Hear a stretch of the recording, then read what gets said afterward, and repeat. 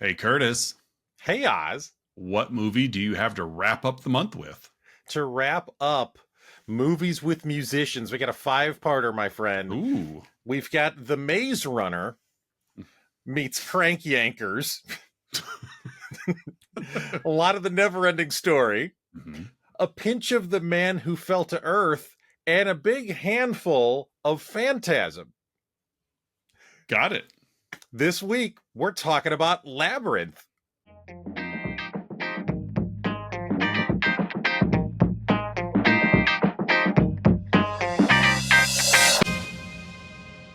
That was a very good movie marriage. I, I liked origi- it. I originally had Fraggle Rock in, but it's like, let's do Yeah. Crank Yankers. Yeah. Why 'Cause not? with Fraggle Rock, you're still in the Jim Henson, Yeah. vein. But yeah, I like it. Nicely done. Nicely Thank done. you. Appreciate it. So, welcome back, listeners, viewers, to another week of Let's Talk About Flicks, the podcast. We take a monthly theme. As you mentioned, this is wrapping up Movies with Musicians Month. Yes. What a fun month. It has been a really fun month. Yeah. I'm one of your hosts, Oz. I am the other host, Curtis. And we want to give a shout out to our Patreon subscribers, Don S., Aaron A., Mandy K., Melissa L., Colin K., and Lyle M. Thank you, one and all, for your patronage. Our phantasms. Yes. You're our hoggles. Yeah, so this is episode 196. Wow. We're on the road to 200. My son came in earlier and he's like, what number is this? I go, 196.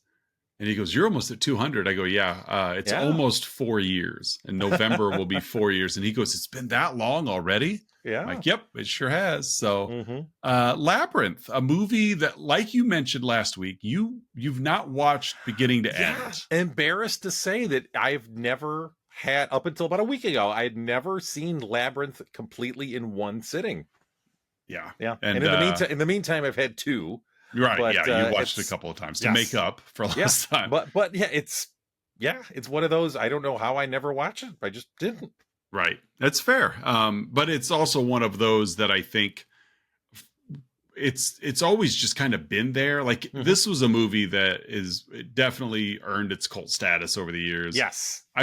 It made its money back. It profited at the box office, but it really didn't hit the way I think Jim Henson expected it to hit. Wasn't it the last movie he directed? I think it may have been. There was something like that. Yeah, something like that. But I know he was really depressed by how poorly this did, and then it grew legs and took off. And it's one of those, like you mentioned, the Never-Ending Story. It's one of those fantastic 80s movies, fantastical 80s movies. Yes, that just, if you're exposed to it as a kid, it stuck with you, and you didn't shake it. I don't think this is one of those movies that somebody our age looks back and is like, oh yeah, I remember that. No, you do remember it. Like, it's just one of those. You lived it. It was one of those 10, 12 sort of quintessential 80s kind of coming of age fantasy movies. Yeah. That like Dark Crystal we did a couple of months ago. Yeah. The Last Unicorn is in there. A Never-Ending Story, like we mentioned. Yep. That it's one of, Flight of the Navigators, another one. It's just, and of course there's always like the real big ones, like an E.T. but this is like that next shelf down to where it really more is directed at kids. Yeah, but still had kind of a darker edge. Oh yeah, absolutely. So yeah, it definitely took a toll on me. I really enjoyed it, and it sticks with me. So yeah. Well, you've got the plot this week, and so I'm going to cover the cast. So David Bowie and Jennifer Connelly. Go. Yep. This is a Jim Henson production, and he wrote, directed, exact. So despite that, yes, we have live action David Bowie, Jennifer Connelly, and a baby named Toby. Couple of parents, they don't matter. Really, this is about Jim Henson and his puppetry. Yeah. So you've got his son Brian Henson, you've got a Frank Oz. You basically got the team. You've got the Muppet team here. Yeah. So because they are very good at what they do. That they are. So, what's this movie about? Well, it's about a girl and her interactions with her favorite book called The Labyrinth. So we open on said girl again. I think 15-year-old Jennifer Connelly. She's 14 during filming. That's right. I did read that. 15 when it came out, but 16-year-old character. Correct. And she's in a park kind of at dusk cosplaying her favorite book, The Labyrinth. It's just her and her dog. Her and Merlin are there. Yeah, exactly. With a barn owl.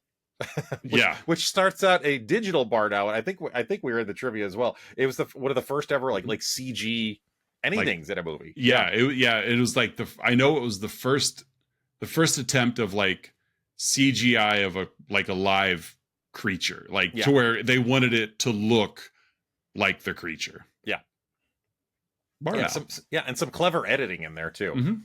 It I think as the credits were concluding, because it was digital barn owls flying around, but then it flew and just kind of melded right into the real one. It was cool. We get some sweet the 80s saxophone is here, Oz. Mm-hmm. It was on site. It was there.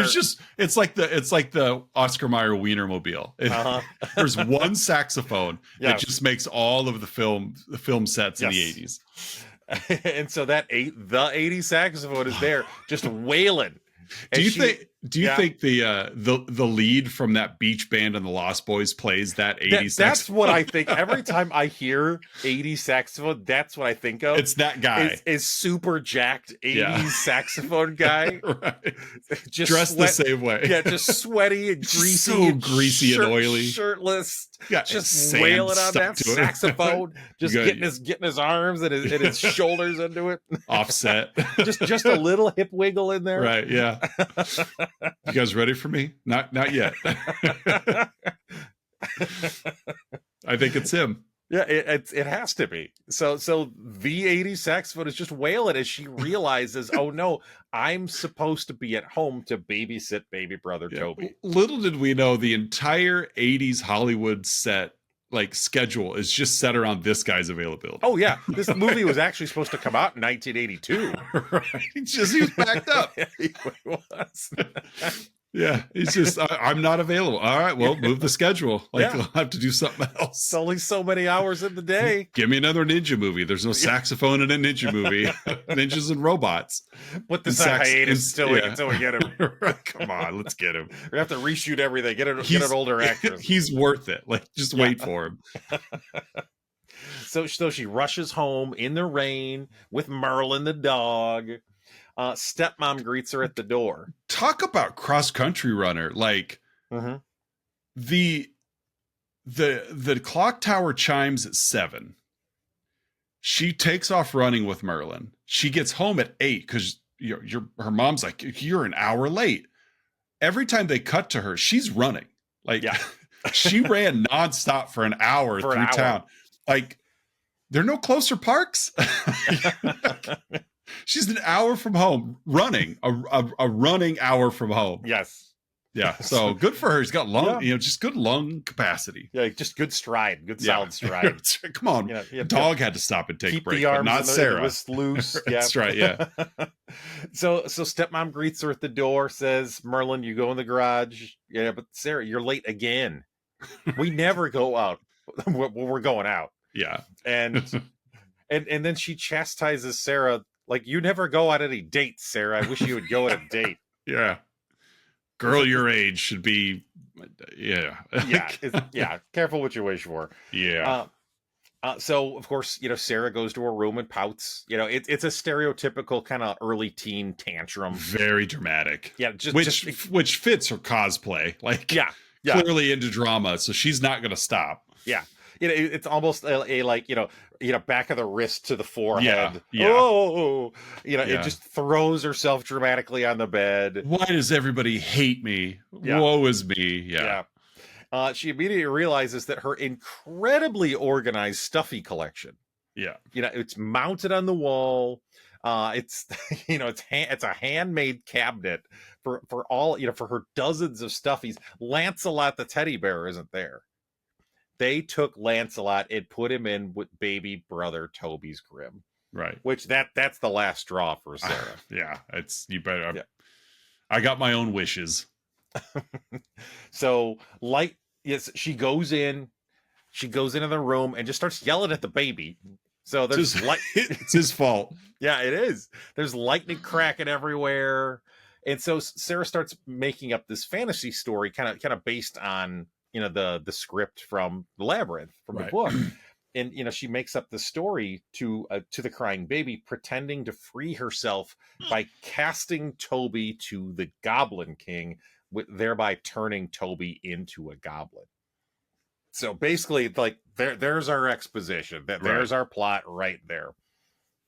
And I love how, as she's starting to kind of, to say the words, like recite the lines. Yes, we make a kind of a quick cut, very quick cut to about a dozen or so goblins, and the goblins in this movie aren't very big. They're maybe between 1 foot and 2 feet tall. Yeah, they're not very large. But it's just all of them, and one of them somehow has noticed what Sarah is doing, and what they're all saying. Sleeping, like it wakes him up. Yeah, and so, like, wait, listen, she's gonna say the words. Right. I do. I love that segue. Just like you said, that real quick cut into this fantasy world. Yeah, it is. It's fun. Yeah, like the lines start blurring right there, and they're all so detailed. Yeah, like they're just all so unique and individual and detailed. That's great. That you get from Jim Henson. Yeah. I can bear it no longer. Goblin King, Goblin King, take this child of mine far away from me. So we cut to the goblins there, and I wish she would say the words. Like, she has to say the words. I wish. Yeah, they're like disappointed. Like, yeah. And eventually she does. I wish the goblins would come and take you away right now. As Sarah leaves the room, Toby stops crying. And the lights go out too, naturally, because that's what happens. Right. And she notices Toby isn't crying anymore, goes back in, and he's gone. Right. Toby is gone. He's not in the crib anymore. And then she sees several tiny goblins just poking their heads up, scurrying around the room, laughing, giggling. And then the owl flies in. It was kind of batting itself up against the window. Right. And then it makes its way in and reveals that the owl is actually the Goblin King, Jareth himself. Right. The Thin White Duke. That's right. David Bowie. Honestly, it's just David Bowie and whatever he had on that Tuesday. Yeah. We got to get you into wardrobe. Actually, let's just go to set. Yeah, I didn't realize you're coming prepared, Dave. It's like John C. Reilly coming in costume as Steve Brule. Exactly. I'm glad to see you, Dave. I'm sure they all called him Dave. They did. Yeah, he strikes me as a very informal kind of guy. Call me Dave. Call me D-Money. That's right. Just D's good. So Jareth, he has this crystal there by my Phantasm reference. Yeah. This crystal ball, it's maybe the size of a baseball or so, I'd say. Yeah. And so he's just kind of twirling this crystal ball around in his hand like a juggler would. I remember being so impressed with that as a kid. It was just so smooth and cool looking. Yeah. And it was actually just a guy crouched underneath out of frame. Yeah. A juggler behind him playing the whole "I'll be your arms." Yeah. It's like the improv game where the person in front puts their arms behind their back, and the person behind is now the arms. Yeah. This guy blindly is like moving this ball like a moonwalk. Like, it's just so smooth looking. So Jareth turns the crystal into a snake and throws it at Sarah. It falls to the ground, turns it back into a goblet, and then mid-conversation, they are now in this fantasy realm. They are in Jareth's realm. It says, Toby's in my castle. You've got 13 hours to make it to the castle, right? To claim Toby back. Otherwise, he will become a goblin forever. She sets her watch like Arnold Schwarzenegger does in Commando. Then she jumps out of a plane. Finds David E. Kelly. he's there. He's always there. Who is the size of one of the goblins? He is. Yes. He also David E. Kelly also had the Coke bottles at his. He had the Coke bottle. Yeah. He was the Coke bottle goblin. It was actually corporate sponsorship. Right. Yeah. Product placement. Yeah.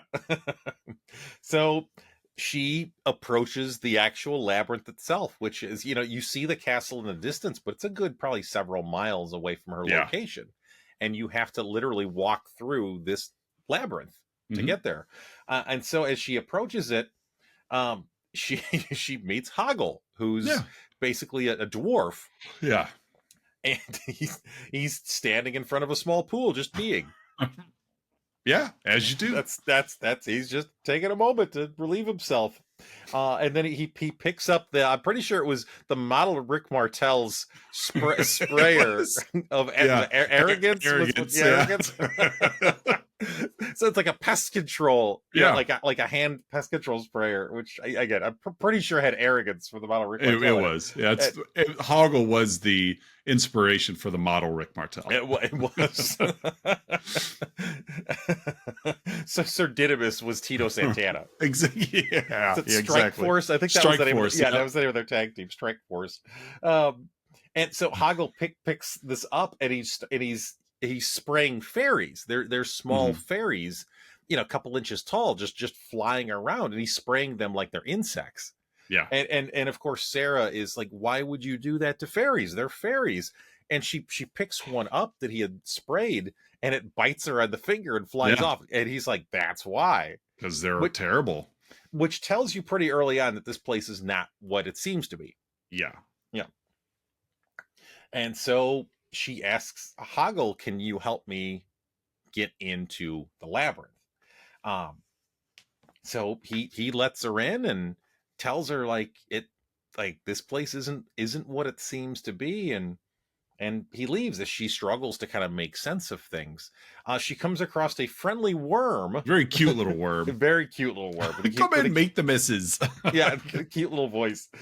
Shows her how to navigate, but mistakenly sends her further away from the castle. Well, because she didn't listen. She was in too big of a hurry. You don't go that way. That way I'll take you straight to the castle. You don't want to go on there.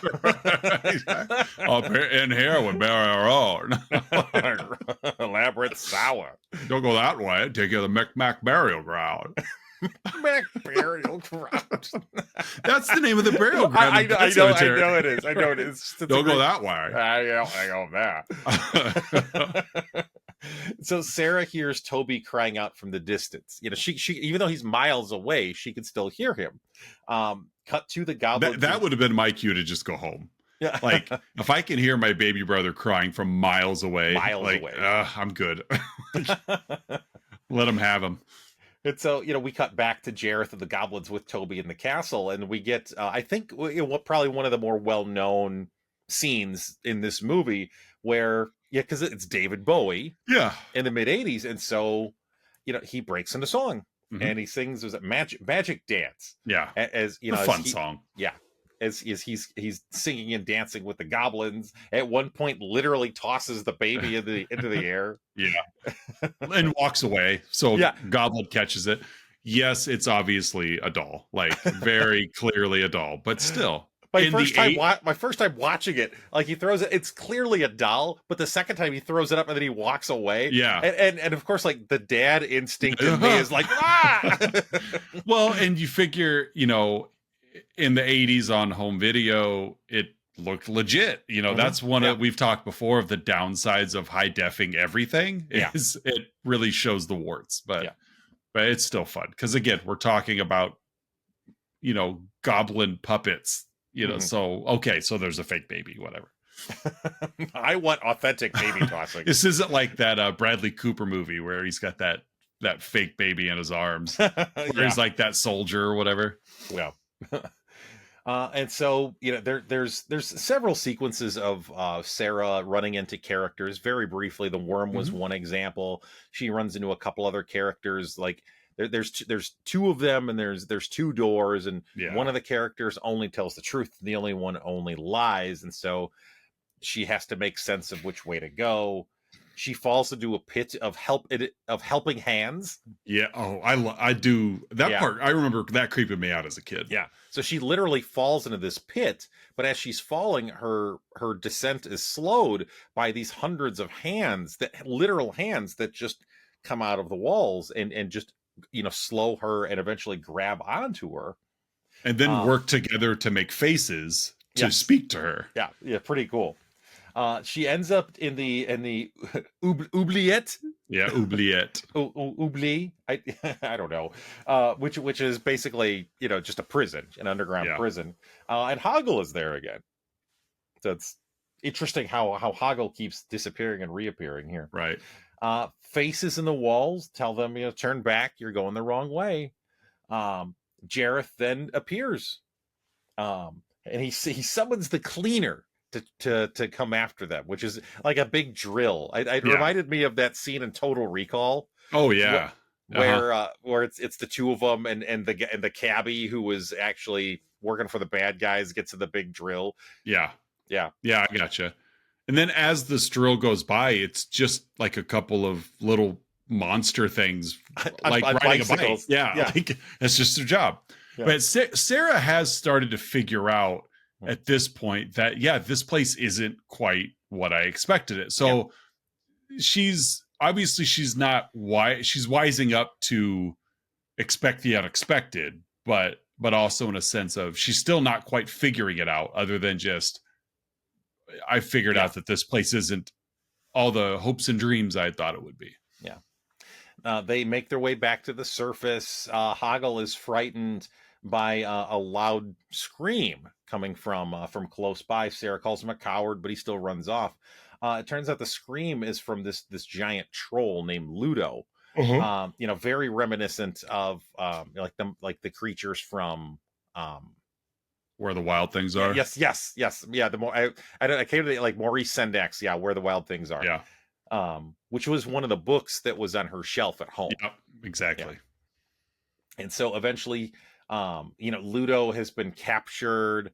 There's several soldiers there, and Ludo, as he's captured, he's screaming, and Sarah is kind of behind a wall, so these soldiers can't see her.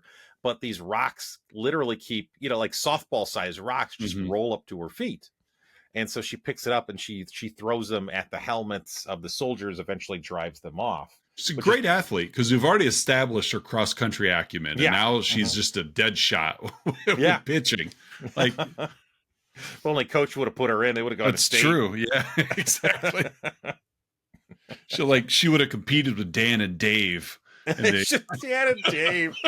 I remember, was it Dave didn't even make it? No, he didn't. They put so much energy behind these two competing against each other in the Olympics, and then one of them didn't even make it. Was that Coke or Pepsi? I forget who did the. Probably Pepsi. That seems like more of a Pepsi thing. Yeah, Coke doesn't. You don't really see Coke like throw their money behind like people sponsoring. Yeah, but I remember it was the '92 Olympics. Yeah, it was '92 Olympics.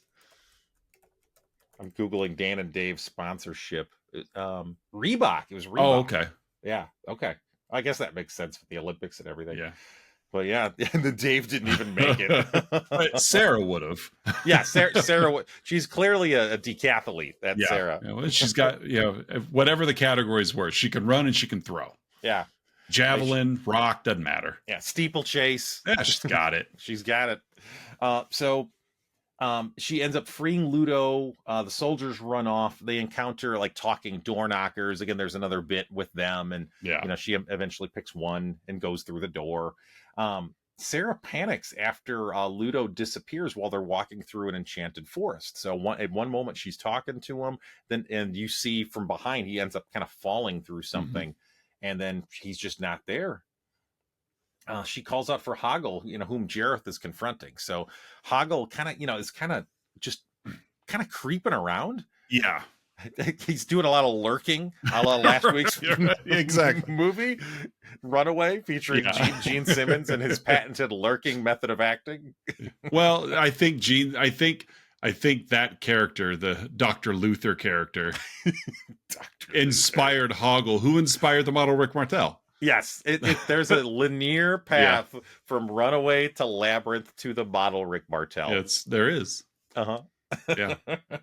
Jake the Snake wouldn't have been blind if it weren't for Gene Simmons. If it wasn't for Gene Simmons.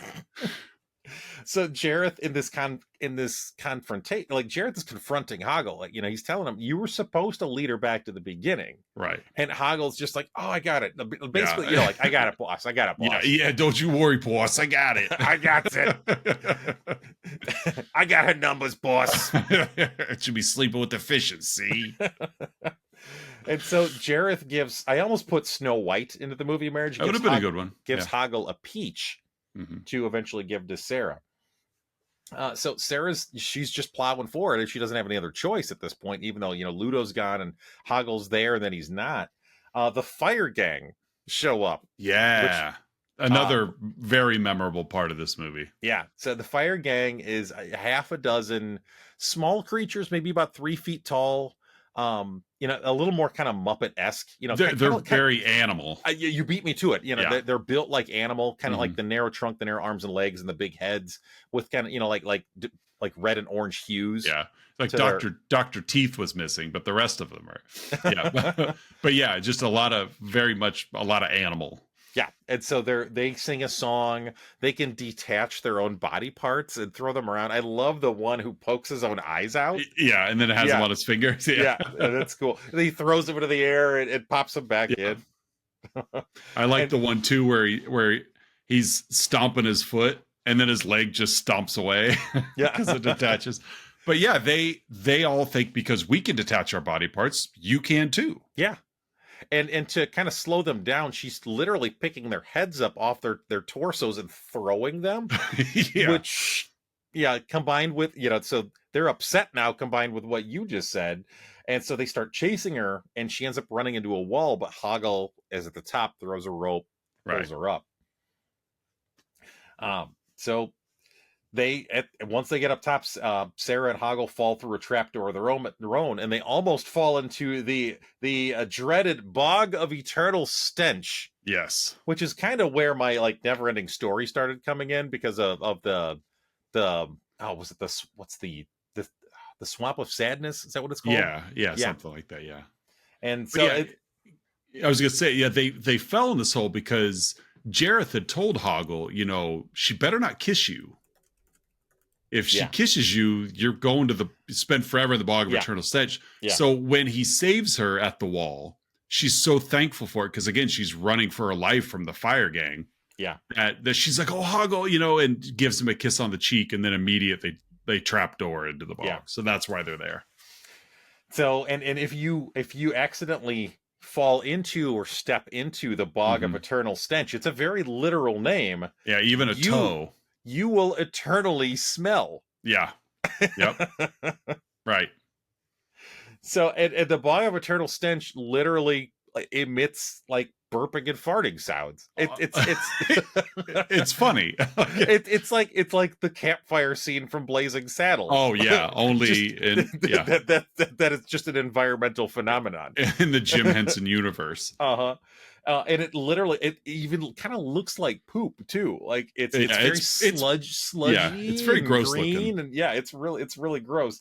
And so they end up reuniting with Ludo, and they encounter the guard of the swamp. What I think arguably my favorite character from the movie, Sir Didymus, who is an eye-patched fox. Yeah, who guards the swamp, specifically a bridge, and can't smell.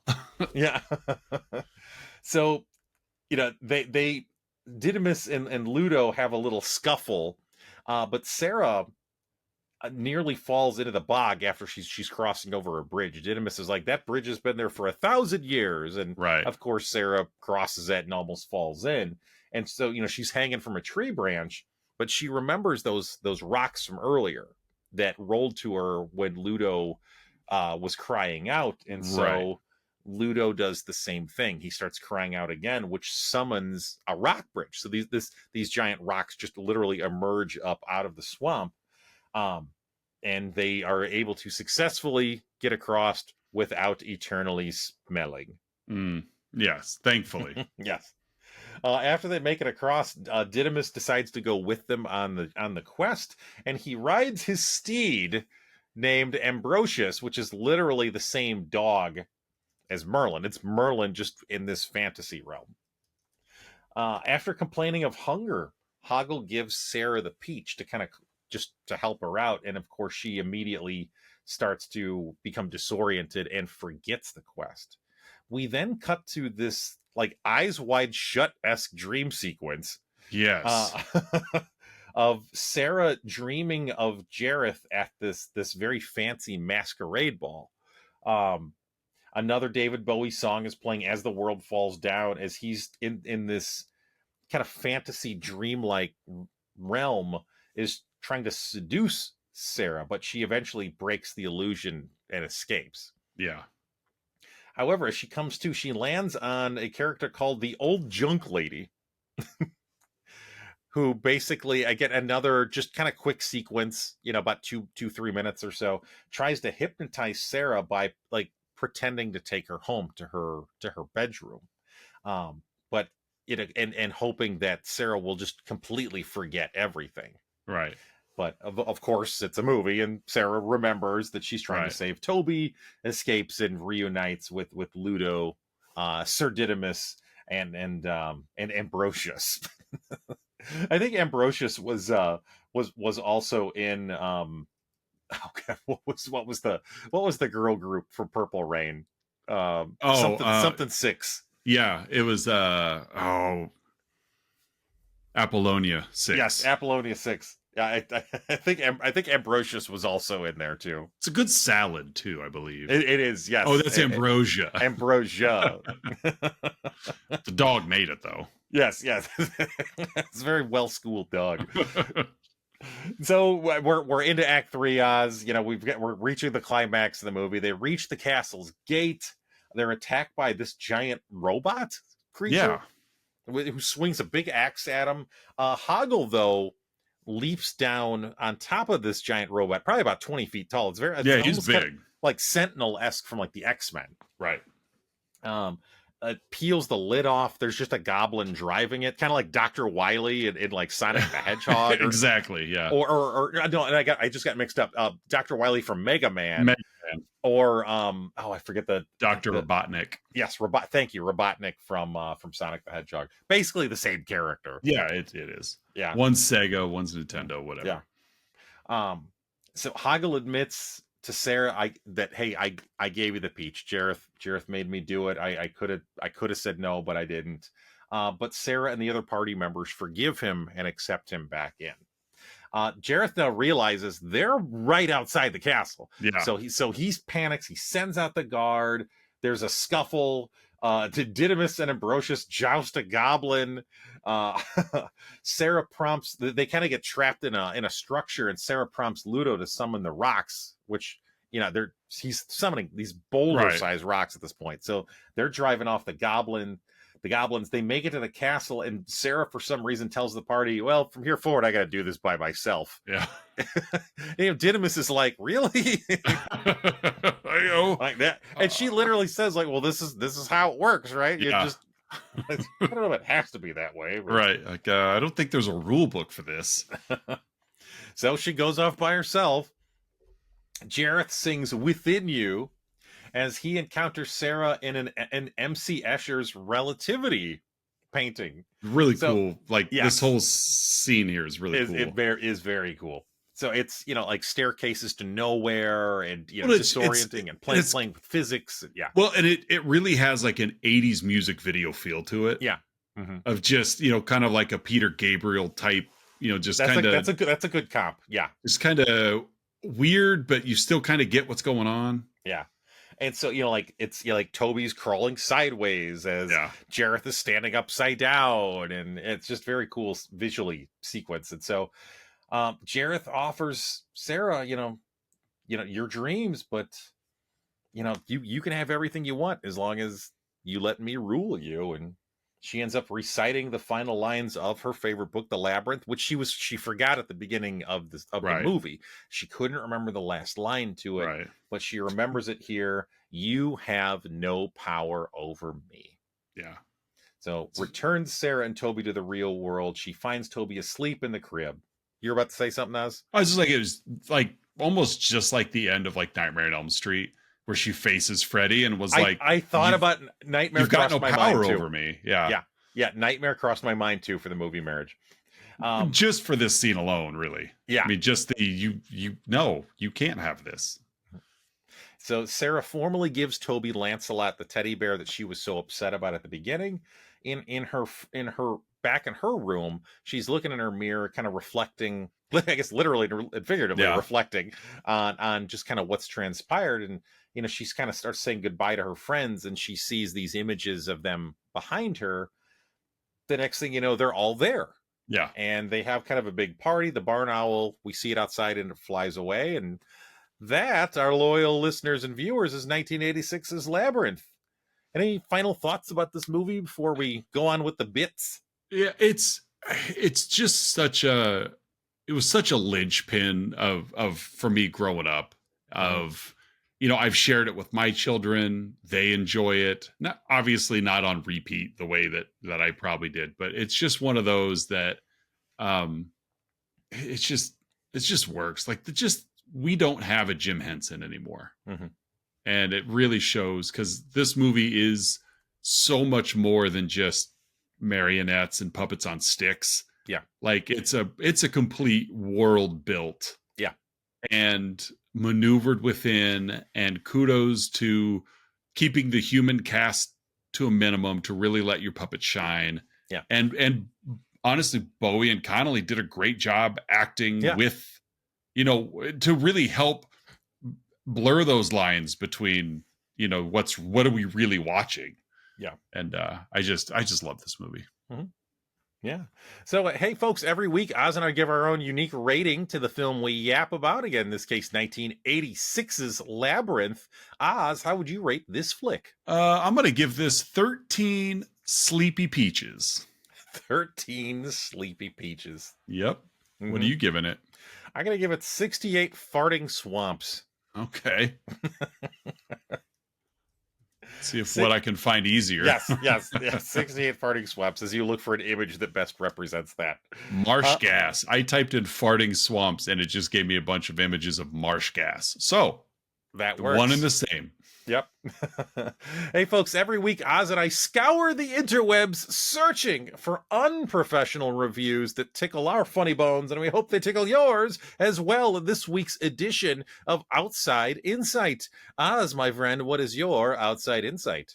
I have a half-star review left by Delaney Abbey back in May of this year. Original brain rot. Soulless dog poop that made me lose buckets of respect for Bowie. It's clearly a rip on the never-ending story, but with none of the heart or substance. People worry about what kids are watching today. They've always been watching garbage, except for some reason, people's nostalgia for this, or perhaps Bowie acolytes, have attempted to make this into something more than it is. Also, that was the ugliest GD baby I've ever seen in my life. The goblins could keep it for all I cared. Oh, wow. Good riddance, ugly baby. This ruined my night. I'm pissed. Even the baby was ugly. Let me tell you, that was my... I just kept getting better the more I read it. Yeah. A cute baby can save a terrible movie, but in this case, actually ruined it. So, what do you got? Mine, as always, comes from the Internet Movie Database. It is a 1 out of 10 review left in April of 2006 from The Chides. I think it's Michael Chiklis. I think that's his whole family. Foolish girl attacked by walls is the subject line. I'll give the forewarning. This is a longer one than I normally bring to the fourth, but the first sentence explains why it's longer. Never watch a film like this on drugs. Okay. I did. I've never fully recovered from the experience. For a start, there's a fox riding a dog, which leads your mind spiraling out of control as you repeat to yourself over and over, but a fox is a dog, and why can't they both speak? One of them speaks, so they both should be able to speak because they're both dogs. But then there's the little man thing in a hat who you think is Danny DeVito or Dudley Moore or somebody, but then it hits you, it's not a man at all, but a puppet. But then you realize it's not entirely a puppet, but a sort of puppet man hybrid with the body of a man, the head of a puppet, which makes you wonder whether it is Dudley Moore after all. So you fast forward the tape to see if it is Dudley Moore, but then you can't find his name in the credits, and by the time you've rewound, all you can think is, hang on, this isn't Arthur. What's going on? Suddenly, David Bowie appears looking like Tina Turner from Mad Max Beyond the Thunderdome, and you keep wondering why a kid's film is turned into an advert for Bowie's giant. Yeah. But before you can answer this, Billy Crystal's turned up, I think, and Bowie's walking on the ceiling talking to a baby who's attached to the bloody wall. It's clear he was still high when he wrote it. Yeah. I will say, I was debating whether or not to build this into the 3-2-1, but this person references something that Patreon subscriber Melissa L was encouraging me to include, which is, and again, this is a PG podcast. Yeah. But again, and she's seen this movie much more than I have. You know, it's a movie that she grew up with. Right. And if you look closely, or sometimes not so closely, it's a certain part of David Bowie's anatomy sometimes is prominent, more attentive than others. Sometimes it isn't. Yeah. The thin white Duke himself. Right. Sometimes isn't as thin as usual. Is as thin, yeah. So that's my outside insight. It's crazy that your wife's like, oh, while you're watching, pay close attention. Make sure you check out the cod piece. Hey, she wants what she wants, my friend. That's true. That's true. And it shouldn't surprise you that that's the kind of thing it doesn't. It doesn't surprise me at all. Not in the nearest. Yes. On that happy note, folks, it's that point in the show you've all been waiting for. The Let's Talk About Flicks signature segment, the 3-2-1, in which Oz and I will each share 3 goods, 2 bads, and 1 about this week's movie, Labyrinth. Oz, what are your 3 goods? My first good is just the vision and creativity to achieve this. Yes. Like, this is not directing a cast of humans. This is directing a cast of people offset controlling things. And it's just that vision and creativity of Jim Henson is just top notch and will likely never be seen again in the world of CGI. We just won't. Yeah.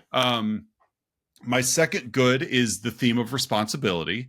Sure. You could easily watch this film just for the storyline, which honestly is a pretty thin storyline. It's a point A to point B to save baby, you know, but there is a theme of responsibility that over the course of the film, Sarah's initial reaction to Toby was that of probably a very typical teenage sister that is much older than her younger sibling. Mm-hmm. Just the annoyance, the irritation, especially when he's crying. And then when she actually has to go save him, she, pulls her pants up and goes and does it. Good for her. Yeah. So there is a theme of, she doesn't just sit and sulk. She rises to the challenge. Yes. And I like that. And my third, this movie doesn't afraid to go dark. Yeah. And that's something we could say about a lot of 80s movies made for children. They really didn't pull back. They didn't put on the kids' gloves to say, now, was this Watership Down? No. But at the same time, I appreciate that.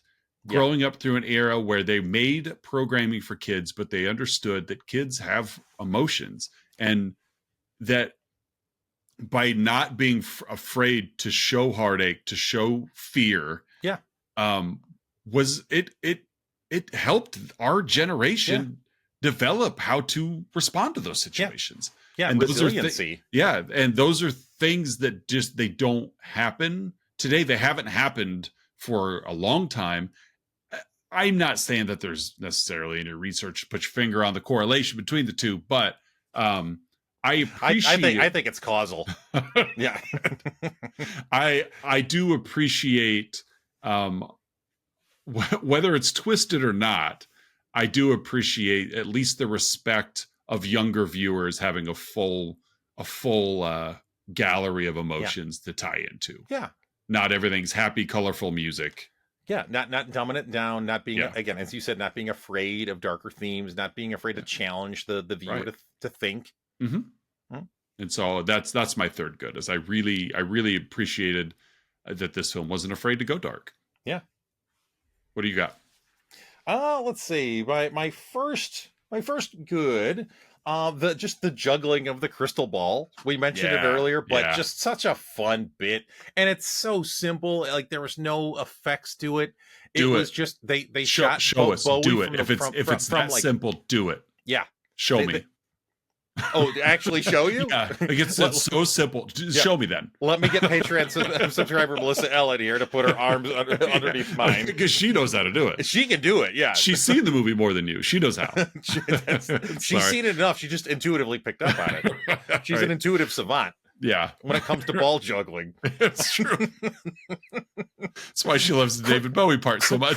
Crystal ball juggling. There you go. Yeah. And hold for editing. Nope. Yep. This is late night. It's after 10 o'clock. It is literally after 10 o'clock. Yeah. So that's my first good and it was so simple. They just shot Bowie from kind of the torso up. Yeah. While the guy was either behind him or beneath him with his arms just poking up. And again, if you really, really look closely in high def, you could kind of see like that's not where his arm is coming from, but right. Who cares? It's just a fun bit. Like Poltergeist did the same kind of thing when the paranormal researcher was in the bathroom and the lights flickered and he saw himself tearing his own face away. Mm-hmm. Like, again, you look at it and you're like, no, that's just some dude's hands like up underneath this dummy. But so then don't look at it, just absorb it for what it is. Yeah. And it's like, wow, that's pretty cool. Yeah. It's a movie, folks. Yeah. So that's my first good is the crystal ball juggling. Yep. My second good is I love Sir Didymus. He's such a fun character. It's very kind of Errol Flynn-esque in some ways. That's a good comp. Not like there's like night. Yeah, I mean, as I think I've said in the show before, Nightcrawler is my all-time favorite comic book character, and it kind of depends on the storyline and who's writing him. Sometimes Nightcrawler is a more devoutly kind of spiritual character, but sometimes he's written as this like Errol Flynn adventurous. Yeah, swashbuckling is a great word. And so it's like Errol Flynn, Nightcrawler, like with kind of like the with the arrogance of the Black Knight from Monty Python. Yes, just like the bravado and arrogance, complete with lack of complete awareness of surroundings, and it's just they match up well together. Ha ha! On God, it's like kind of bit. Yeah, all the action around me should stop because I'm dealing with this right now. Like when that giant robot's coming and the dog runs off behind the rock and he's trying to coax him out while this thing is swinging this giant axe. It's like he's like, that's not my worry right now. My worry is my dog's not coming to help me. Like, come out here. He's like clicking his tongue at it. Another movie reference just popped in my head. It's I'm gonna get you, sucker. There's a minor character named Kung Fu Joe who he's like the cops are sick on the good guy characters and like he's walking down the street and just a dozen cop cars just screech up around him. And he goes, "You 38 cops think you can stop me, Kung Fu Joe?" And they all open fire on him. But that's Sir Didymus. That's Sir Didymus and Kung Fu Joe. They're one and the same. No adversary big enough. Yep. So that's my second good. And my third good is that Merlin's a good boy. He's a good fluffy boy. Merlin, Ambrosius, whatever you want to call him. He's a good boy. Just want to fuss his face. I think if there's a dog in a film, that's going to take up one of your three goods. It's become the bit. I feel like it has. Yes. Yeah. Even Patreon subscriber Don S called it out one time too. He's paying attention. He's a loyal viewer. Yeah, he is. Yeah. So hey, Oz, what are your two bads? My first one is the Jareth Sarah romantic undertone is creepy. It's literally just took one of mine. Yeah, I mean, you could the movie wants you to give it a little bit of liberty because again, this is not a human being and a 14-year-old girl or 16 or whatever her age, but it's like, it's like it, but it's still there. Like this is an adult man, like and a teenage actress, and do I think for one moment there was anything unnecessary or uncomfortable going. No, but it's still like we wrote that into an 80s kids movie. Yeah, the way they portrayed it didn't lean into it too hard, No, it but the didn't. themes were there. They were there. You know, just And let me rule over you. You can have anything you want if you let me be in charge. I mean, the masquerade ball. Yeah, I remember. I remember, of course, as a, as a 7, 8 year old boy, that bored me. That part bored me anyway. Yeah. Just because it's like, oh, it's makeup and dresses and Yeah. slow dancing and whatever. But get back to the fart swamp. Yeah, exactly. But it's like now I'm looking at it as a dad, and the dad of a 14-and-a-half-year-old daughter. Yeah. Which is the age of Jennifer Connelly. Yep. And I'm like, I don't like this. Yeah. This is a little too much. Like, that's like you send her to makeup to make her look like a woman when I know that that's a 14-year-old girl. Like, this is gross. We're recording this in July 2025. Maybe Jarrett's on the Epstein list. He might be. He could be. What list are you talking about? There's no list. Well, it depends who you ask and when you ask. Yeah, when you ask it for sure. But yeah, maybe Jarrett. Maybe he's on the list. How crazy would that be? They actually released the list, and it's everybody that we suspect plus like Jareth the Goblin King. Right. Yeah. Jareth the Goblin King. Like, oh yeah, that would be like, what's he on there for? It's like people writing in like Ronald McDonald for president. So that's my first bad, and my second one is there's no real threat in this movie. Yes. It's just there. I mean, there's a lot of things for Sarah to do, but at no point are we remotely worried that anything bad's going to happen. Yeah. And so that, I mean, I was nitpicking for a bad, like the first and glaring one was the Jareth Sarah romantic. Yeah. Which again, I'm glad they didn't lead into it at all, other than just Jareth wanting to rule with a queen by my side. Not so much, hey, honey. Yeah. But so my second one would be that there's really no threat to this. You know how this is going to play out. Yeah. So, and that's my two bads. What are your two bads? My first bad, I think, is just different enough than your second one. I mean, after arriving to the labyrinth, the movie kind of plods along, and I think that feeling partially comes from the fact that there aren't, as you said, there aren't really a lot of stakes to this. Right. But I was about 2/3 through, and I turned to Patreon subscriber Melissa L, and I'm like, this isn't bad, but it's not quite capturing me the way I was expecting and the way some people describe it. And it's so like I think it's at a 7.1 on IMDb. I'd probably, if I was putting in a number, I'd probably go like a 6 or so. Again, I enjoyed it. Oh, I get it. Like, this movie just didn't quite, and maybe I'd feel different if I really, really grew up with this movie. If I watched it. The nostalgia. The nostalgia points. Yeah. But it just didn't quite grab me, and I think a lot of it just had to do with the plot and again, the stakes. My second bad is something you referenced a moment ago when they're fighting the big gate guard.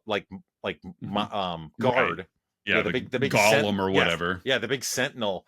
Like Ambrosius the dog runs off to hide, and as you said, Sir Didymus is kind of clicking at him like, hey, come here, boy. Yeah. And in that sequence, they used a puppet. Yes, for Ambrosius. Yes, instead of the dog. I want more doggy. Curtis, want more doggy. He should have been the lead. Let him go. What are you doing with a puppet dog? Get the real dog in there. Yeah, and it was obvious it was a puppet dog. It was really obvious it was a puppet dog. Yeah. More doggy. Yeah, I almost put as one of my bads that really when we get to the labyrinth, the movie stops being about Sarah and starts being about Jim Henson puppets. Sure. And that's where because there were times where there's a lot of scenes that just weren't necessary. Like both of the door scenes. Yeah. You know, the knockers and the one truth, Yeah, one lie. like they could have eliminated one or two of those kind Yeah, of like quick creature encounters exactly. and made a couple of them just a little longer or a little more Like engaging. as much as I enjoy like the Fire Gang, like that, there's no purpose for that song Yeah. in this movie because Yeah. really, That scene kind of messed with the pacing. it did, yeah, for sure. I suppose it gives her a reason to have to scale the wall, but you could come up with another reason for that. Yeah. A wall, like just a wall, Mhm. but there are, you know, like there's just again, and I think that's just par for the course. That's going to happen. I mean, even the Great Muppet Caper had that in some senses. Of like, is this moving the plot along, or is this just pushing what we can do with puppetry along? Like, so, but no, I get you there for sure, Yeah. for sure. All right. Well, hey, Az, what's your huh? Are all of the goblins unclaimed children? Hmm. Like, is That's yeah. is Didn't that think where of that. Jareth's goblin Yeah. army comes from? Are they all unclaimed children? Yeah, that checks out logically. Because that's what happens if you don't get here in 13 hours, is I add him to my goblin horde. So are they all like, was Jareth just there with, and then started this fun game of like collecting children, and nobody got through the lab because he clearly didn't know how to respond when she got close. So, you know, he panicked when she got close. So it's not something he's accustomed to, of somebody actually making it through the labyrinth. Yeah. So that's my are all the goblins unclaimed children? Yeah. That reminds me, that kind of puts Jareth in the role of an awesome like D-list X-Men villain called Nanny. Okay. I like where this is going. Google Nanny X-Men and you'll see the character. It's a literal, it's like a little person who and she is a mutant. I don't kind know of looks like a flying robotic kind of thing. In like a big egg exosuit, and Nanny like kills the parents of kids that she wants to claim. Yeah, I see that. And like she wants to like save kids from their parents. I do see on Wikipedia she's also known as Orphan Maker. Well, it's Nanny and Orphan Maker. There's two characters. So there's Nanny is like the little person in this egg exoskeleton. Okay, I scrolled down and see Orphan Maker, which just looks like a different Iron Man variant. Yeah, well, and Orphan Maker is like a kid who is like physically matured and also wears a suit, because like if it's like his mutant power, they never really say what it is, but if he's ever out of a suit, then like everyone dies. So okay, but so it's like this 11-year-old kid who's like 7 feet tall and wears this big exosuit and is just, you know, it's this really codependent relationship between the two. There was a great storyline a couple years ago during the X-Men's Krakoa era. There was a standalone book called Hellions, in which like, Orphan Maker and Nanny were on this team of like villainous, like they're trying to reform these villainous mutants, and just they're just hysterical in this. And I feel like I'm starting to go nowhere here, but the point is like the Nanny character is like the way you just described Jareth and like are the goblins actually like unclaimed kids? It sounds very similar to Nanny from the X-Men comics. Nice. Yeah, so she just collects kids. Yeah. Let's see. Your huh. Yes, my huh would be, I kind of mentioned this earlier a little bit, but like the stepmom really went hard after Sarah for not dating in the beginning. So my huh is like, I guess be careful what you wish for. Like I understand wanting, you know, your child or your stepdaughter to have a healthy and safe social life, but like, yeah, do you really want to pressure this kid who has no interest in dating, at least at this point in her life, into doing that? Yeah, I agree. 100%. Yeah. Plus, like the stepmom and the dad both came across as drips too. Very much so. Like they were very much like Ferris Bueller's parents. Yeah, like the stepmom is just like, she just hates me, and the dad's like, oh, go talk to her. Right. Oh god, I really want to get on this date. Yeah, I know. So I guess that's my Is like, Yeah, is that's that fair. that's the battle you would have picked? Right. Really? Yeah, and it's just that one throwaway line. Like it's a completely useless line because this movie is not about her f- finding a date, like finding Yeah. a date. It's just such this weird, like you never even date. All right, let's go on our date, honey. It's bizarre. Like Yeah. I don't know if it was supposed to come full circle with the masquerade thing, but Yeah. the time gap between the line and that scene are so far that you forgot about that line. Yeah, like it would have fit better with the Sarah character if instead of you're 16, you should be going on dates. If it was something like, you're 16, it's time you grew out of like these Exactly. fantasies. Yeah. Like that would have fit the character. Right. Yeah. You spend too much time in your costumes or Yes. something like that.